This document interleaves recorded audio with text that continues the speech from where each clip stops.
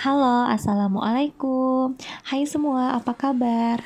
Di musim penghujan ini, mudah-mudahan kita semua selalu diberikan kesehatan dan juga kebahagiaan ya. Amin. Seperti yang teman-teman lihat tadi di awal video, itu tuh di sekolahnya kakak ya teman-teman. Jadi ini tuh saya rekam di hari Jumat kebetulan, karena jarak sekolahnya kakak dari rumah itu cukup jauh ya teman-teman, dan hari Jumat itu kan pulangnya sebentar, makanya kalau bolak-balik itu ya makan tenaga sih sebetulnya ya, makan tenaga juga.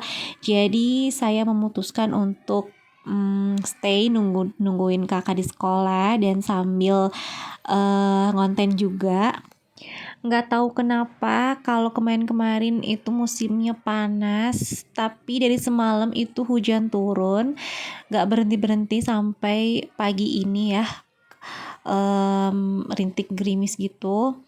Makanya cuaca di sini tuh lumayan agak dingin ya teman-teman. Jangan lupa untuk kalian semua tetap jaga kesehatan di tengah aktivitas yang padat. Semoga selalu sehat ya dalam beraktivitas. Video kali ini adalah request budgeting ya.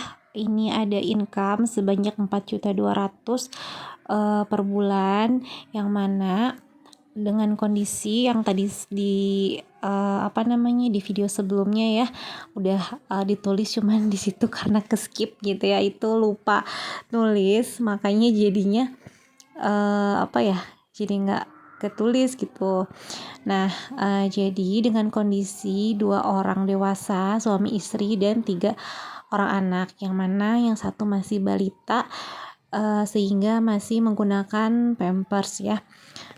Teman-teman mohon maaf ya kalau dubbing kali ini agak belibet ya. Kayaknya tuh bahasanya tuh nggak teratur gitu, nggak tahu kenapa. Ini fokus saya memang masih lagi terbagi oleh sesuatu gitu, makanya mudah-mudahan teman-teman bisa memahami. Dan seperti biasa ya, kalau ada yang mau menambahkan silakan teman-teman bisa tambahkan di kolom komentar, ada yang mau menanggapi juga mangga.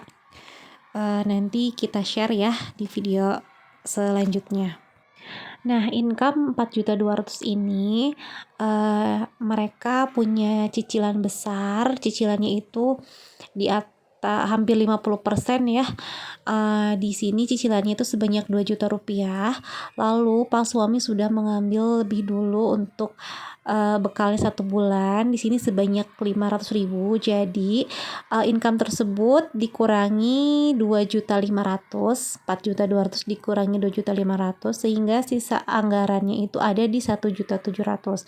Nah, yang dibudgetkan itu di 1.700.000 ya. Saya menggunakan metode persentase di sini, di mana dibagi menjadi 10%, 10% dan 80%. Nah, 10% pertama itu saya pakai untuk saving, 10% kedua maksudnya dibagi untuk saving ya. Lalu 10% kedua di sini saya budgetkan untuk dana tak terduga. Lalu sisanya di 80% itu untuk kebutuhan. 10%-nya itu di 170 saya bagi menjadi 2 saving, di mana yang pertama saya besarkan di dana darurat sebanyak 100.000. Lalu untuk kewajiban tahunan 50.000, dan juga untuk tabungan pendidikan, karena di sini sudah ada anak ya. Makanya saya saya sisihkan juga untuk saya tulis ya, maksudnya saya budgetkan juga untuk tabungan pendidikan di 20.000. Lalu 80% lagi, ini bagian yang paling besar, itu di kebutuhan, yang mana jumlahnya itu ada 1.360.000. Yang pertama saya budgetkan untuk anak-anak itu ada di 400.000. Kalau cukup atau enggaknya sih itu relatif ya teman-teman. Jadi kalau misalkan tidak cukup ya mulai dari sekarang kita rubah gaya hidup. Artinya kita sounding ke anak-anak atau kita akalin dengan mungkin bekelin anak makan ketika sekolah, selalu sarapan pagi-pagi. Pokoknya kalau perut anak-anak kenyang itu insya Allah keinginan jajannya itu bisa ditekan gitu.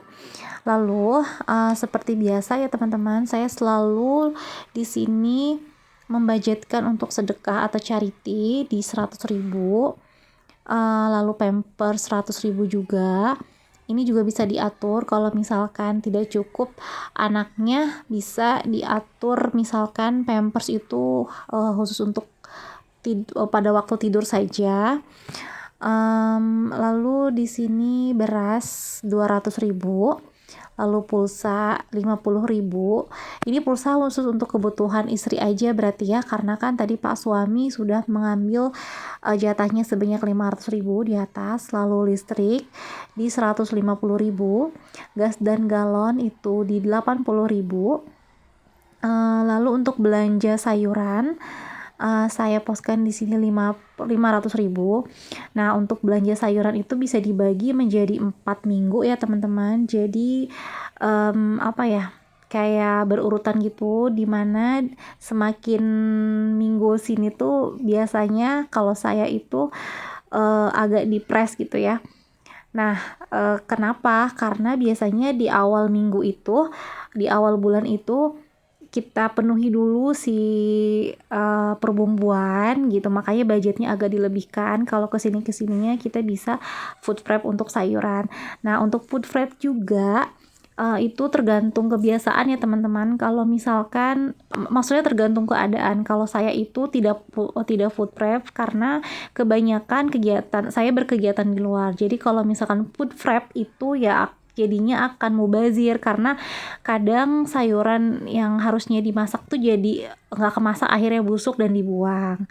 Nah gitu ya teman-teman, jadi bisa disesuaikan aja dengan kebiasaannya masing-masing. Lalu untuk groceries juga saya anggarkan di sini, atau untuk kebutuhan rumah lainnya di 80.000. Lalu di pegangan ini 150.000. Nah, jadi ini ya teman-teman caranya saya untuk mengelola income di 4.200.000. Ini tuh bukan budgeting baku ya teman-teman, bisa modifikasi senyamannya aja. Dan ini tuh adalah cara yang saya pakai menurut kacamata seorang ibu rumah tangga, menurut pengalamannya saya juga. Lalu di sini juga saya menuliskan beberapa catatan, yang mana kalau misalkan teman-teman masih kekurangan dalam misalnya ingin ada spare lebih atau kebutuhannya meningkat gitu ya, usahakan mencari income tambahan. Lalu tentunya sebelum kita list kebutuhan, bisa diutamakan dulu kewajiban. Misalkan di sini ada kewajiban seperti tadi ya, cicilan-cicilan atau arisan, mungkin cicilan kecil, itu sebaiknya kita dahulukan terlebih dahulu. Jangan lupa untuk mencatat seluruh pengeluaran. Kalau bisa jangan malas ya, karena itu memang poinnya. Karena dengan mencatat itu kita bisa mengevaluasi, dan di sini tujuannya itu usahakan untuk agar pengeluaran itu bisa tetap ya. Walaupun pengeluaran itu tidak ada yang tetap ya teman-teman. Ya setidaknya tidak setiap bulannya itu tidak membengkak gitu ya pengeluarannya itu. Kalau misalkan ada lebih, ya lebihnya nggak terlalu banyak gitu. Nah, buat meal plan itu juga merupakan poin yang penting ya teman-teman, karena kalau misalkan budgetnya pas-pasan, kadang kalau belanja itu kan kita suka kebablasan tuh kalau belanja ke warung sayur tuh atau enggak ke pasar tuh. Kalau kita sudah mempunyai meal plan, jadi kita tahu kita bisa belanja sesuai dengan budget gitu, masih on budget, sehingga meminimalisir terjadinya pemborosan gitu.